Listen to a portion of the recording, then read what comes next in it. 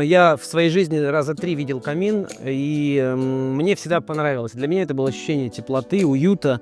И мне кажется, что эта конструкция... Ну, я один из тех людей, короче, кто любит смотреть на горящий огонь. То есть для меня это красиво, и мне это реально нравится. Поэтому я, конечно, в доме в новом, который первый у меня появился, я, само собой, думал о том, что камин бы я хотел.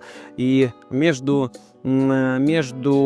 гостиной и между кухней, на мой взгляд, самым естественным, так сказать, разделением и был камин. Мы с женой к этому пришли оба.